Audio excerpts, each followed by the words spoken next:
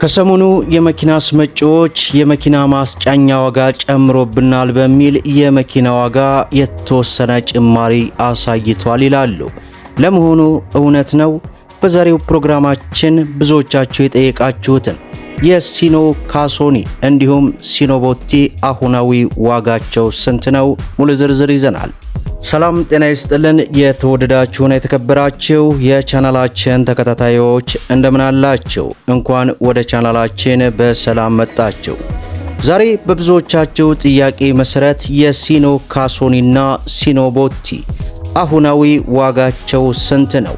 50% በባንክ አማራጭ እንዲሁም 70/30 ምን ያክል ነው የሚለውን ሙሉ ዝርዝር እንግዲህ ዛሬ ሰኔ 6 2018 ሙሉ የዋጋ ዝርዝሩን ልናደርሳችሁ ወራችንን ጠብቀን ተከስተናል። እንደምታውቁት በዚህ ቻናል የመኪና ዋጋ ሲጨምር ጨምሯል፣ ሲቀንስም ቀንሷል እያልን እየተከታተልን ወደ እናንተ የምናደርስበት ቻናል ነው። ቻናሉን ሰብስክራይብ አድርጉት፣ ቪዲዮን በላይክ ጀምሩት። በቀጥታ ወደ መረጃው እናምራ። እንግዲህ በባለፈው ፕሮግራማችን የሲኖ ትራክ አሁናዊ ዋጋ መረጃን ወደ እናንተ ማድረስ ይታወሳል። ከዚያው ሰሞኑን እሰራላችኋለሁ ብዬ ነበር፣ ነገር ግን ሳይመቸኝ ስለቀረ ነው ትንሽ የዘገየሁት። ዛሬ የሁለቱን ተሽከርካሪዎች ማለትም የሲኖ ካሶኒና ሲኖ ቦቲን አሁናዊ ዋጋ በካሽ እንዲሁም በባንክ ያለውን ሙሉ ዝርዝር ነው ወደ እናንተ የማደርሳችሁ። እንዳያችሁት ከሰሞኑ እንግዲህ በተለያዩ ሶሻል ሚዲያዎች ላይ የመኪና ዋጋ የተወሰነ ጭማሪ ያሳይቷል። ይህም ደግሞ የሚጫንበት ዋጋ ጭማሪ ስላሳየብን ነው ይላሉ። ነገር ግን ይህንን ከግምት ውስጥ አታስገቧቸው። የመኪና ሻጮች ለመጨመር ስለሚፈልጉ ብቻ እንጂ ምንም አይነት ጭማሪ አልተደረገም። በቅድሚያም እንግዲህ እስኪ የሲኖ ካሶኒን በቻንሲ እንዲሁም ከነሙሉ ሎቤዱ አሁናዊ ዋጋውን እንመልከት። እንግዲህ በተለያየ አይነት አማራጭ ለገበያ የሚቀርቡ ሲሆን በቲኤክስ 371 እና በቲኤክስ 400 ሆርስ ፓወር ለገበያ ቀርበዋል በቻንሲ ብቻ እንዲሁም ከነሙሉ ተሳቢው።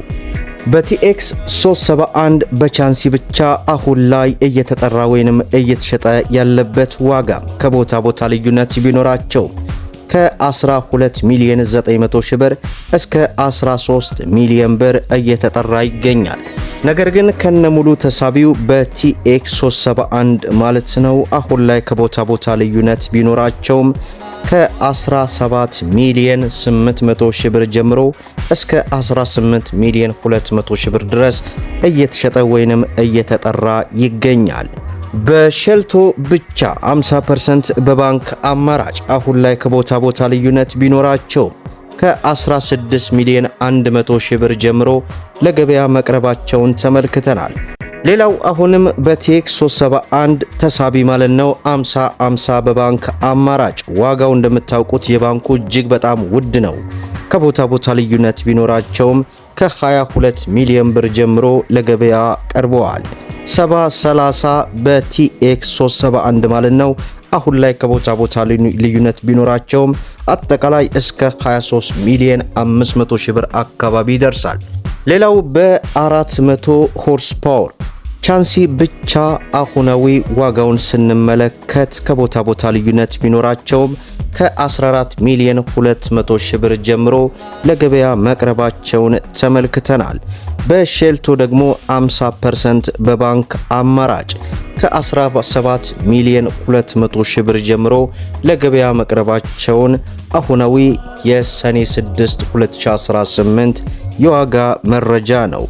እንዲሁም በዚሁ በ400 ኤችፒው ማለት ነው ከነሙሉ ተሳቢው በካሽ ከቦታ ቦታ ልዩነት ቢኖራቸውም ከ19 ሚሊዮን 300 ሺህ ብር ጀምሮ እየተጠሩ ይገኛሉ። ነገር ግን 50% በባንክ አማራጭ ማለት ነው አጠቃላይ ሂሳባቸው ወደ 23 ሚሊዮን ብር አካባቢ ይደርሳል። እንዲሁም በ70/30 የነዚህኞቹ ከፍ ያለ ነው ወደ 24 ሚሊዮን አካባቢ ይደርሳል። ሌላው የሲኖ ቦቲ አሁናዊ ዋጋውን ስንመለከት 50 ሊትር የሚይዘው ማለት ነው ከቦታ ቦታ ልዩነት ቢኖራቸውም በአሁን ሰዓት እንግዲህ ከ24 ሚሊዮን ብር ጀምሮ እየተጠሩ ይገኛሉ።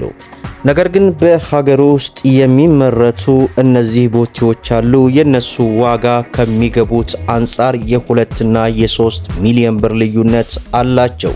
ዞሮ ዞሮ እዚህ ጥሩ የሚባሉ የካራ ሶሪያ ማሰሪያ ቦታዎች አሉ። እነሱ ጋር እንግዲህ በብዛትም በዚሁ ከ22 ሚሊዮን ብር ጀምሮ አጠቃላይ እንደሚፈጅ ተመልክተናል። ሌላው በዚሁ አጋጣሚ አንድ መረጃ ልስጣችሁ።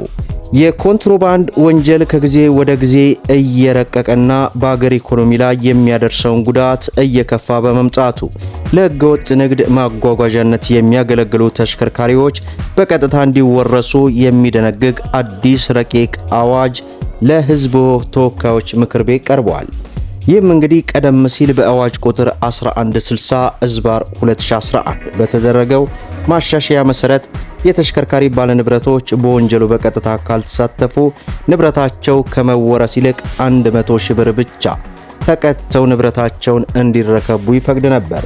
ይሁን እንጂ ይህ አሰራር ኮንትሮባንድን እያስፋፋ ከመምጣቱ ጋር ተያይዞ ቅጣቱ እንደ ቀላል የሥራ ማስኬጃ ወጪ በመቁጠር የሕገወጥ ንግድ ይበልጥ እንዲጧጧፍ አድርጓል ተብሏል።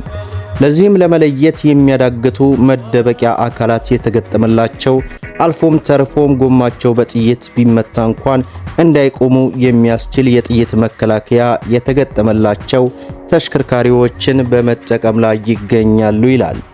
በዚህም መሰረት ማንኛውም ተሽከርካሪ የኮንትሮባንድ ዕቃዎችን ለመደበቅ እንዲያስችል ሆኖ የተሰራ የተለወጠ ወይንም መደበቂያ አካል የተገጠመለት ሆኖ ከተገኘ በቀጥታ ሙሉ በሙሉ ይወረሳል።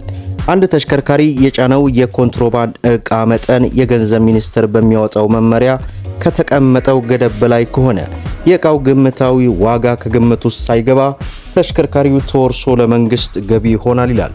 አዋጁ የባለቤቶችን መብት ግምት ውስጥ በማስገባት ተሽከርካሪ ከመውረሱ በፊት ባለቤቱ ጉዳዩን እንዲያውቅና ተሽከርካሪው ጥቅም ላይ ስለዋለበት ጊዜ ማስረጃዎችን በማቅረብ ራሱን እንዲከላከል እድል እንደሚሰጥም በድንጋጌው ውስጥ ተመልክተናል። የሕዝብ ተወካዮች ምክር ቤት 24ኛ መደበኛ ስብሰባውን ባለፈው ባካሄደበት ሲሆን በስብሰባውም የጉምሩክ አዋጅን አስመልክቶ የፕላን በጀትና ፋይናንስ ጉዳዮች ቋሚ ኮሚቴ መርምሮ እንግዲህ በውሳኔ በአብላጫ ድምፅ አጽድቋል።